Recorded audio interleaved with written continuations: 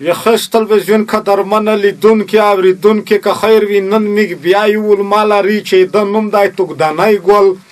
توګدانی ګل نه به میږ پوښتنه کې دی مخکې نشهیي نه ویسي په نشه پیل کړی مخکې ډېر ښکلی سړی ویسي دا رقم تماکسئ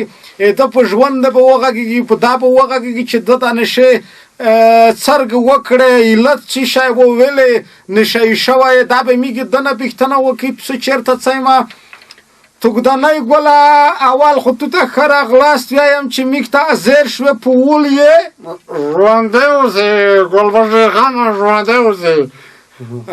مننه نه ښه دی پوهېږي توګدانی ګله یوه پوښتنه چې دنه وکړم اجازه راکوې بلکل وایه توګدانی ګله که درته ووایي چې مخکې خو مو چې پوښتنه وکړه ویې چې ده درس اویو په دا نشي څرګې اموخته شوې چا بل چا نشه در کړه خپله د خوښه شوه علت څه شوی دی نشي ګلبشرې خانه اووم ټولګي کې وم انډیوالانو سره به ګرځېدمه یوه ورځ یې راته وویلې چې نسوار ونیسه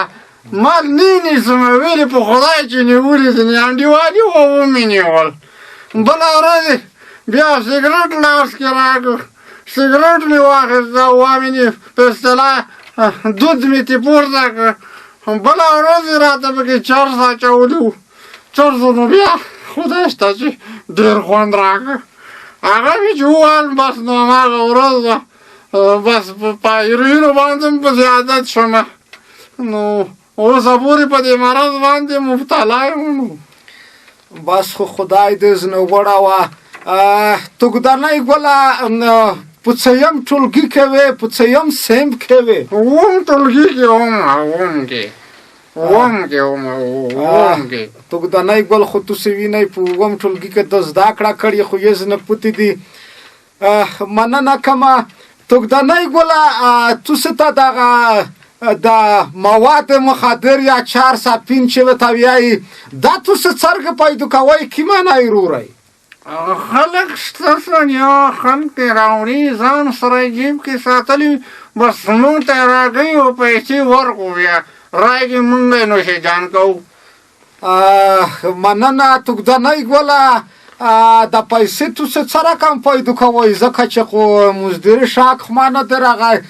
د پیسې کومې لارې تاسې پیدا کوئ خلک یې راکوي کله چاته ووایي چې د خدای په رضا صدقه راکړه کله جومات کې کښېنو او کله کوم بل ځای کې او کله کور کې یو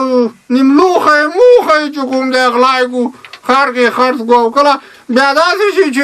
جومات کې څپلۍ بوجۍ موجۍ کې واچوو بس لیلام کې خرڅ یې کړو یعنې خپل کیر نه غلا خو کوي نو څه وکړو مجبوري ده نه کېږي نو توګدانی ګله ډېره مننه کومه کله چې ته نشه وې نشه وکړې یا پین یا چار سره وڅکوې د خپل زوم څرګې د تبریکي چې زه څه رقم انسان یم زه خو داسې فکر کوم چې په اسمان کې هم د ښاپېریانو سره ګرځم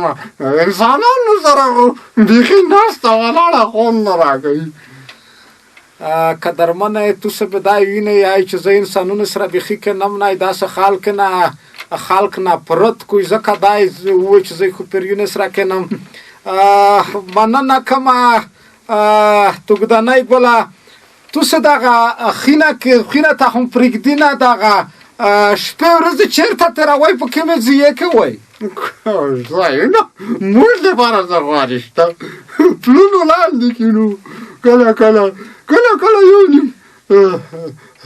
خلاصې دروازې چې وي جومات ته هم دننه کېږو او کله ښار کې راباندې شپه شي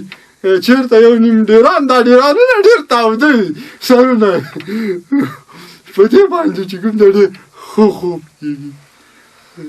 قدرمنه تاسې د ول د کله یې چې میږ په ډرام کې پروته وي کله یې چې پللونده پروته وي کله یې چې میږ خپل کیر نه غلا کړي قدرمنه توګدانی ګل کیسې تاسې واورېدې چې په دم د څه ول تېر شوی دی څه په تېرېږي هیله همدغه ده ارزو همدغه ده چې تاسې خپل اوړه ماشومان خپل هغه څوک چې زړه په بدیږي وایي دغه شي نه یې وکسئ ډاډه ځنه وکئ ځکه چې تګدانی ګل دا رقم ته سړی نه و په اووم ټولګي کې زده کړې کې ډېر ښکلی ځوان و نن یې که خیر وي هېڅ کیسې ته ضرورت نشته د ول که تاسې خپله وینئ په دا حالت کې دی قدرمن لیدونکي بیا چې زه ګل بشر خان سره د داسې یوې بله تګدنۍ توسې ته حاضرېږم یغه پرم په لویه مهربانه خدای سپورم هر چېرته چې وایي ښه ورځ ولرئ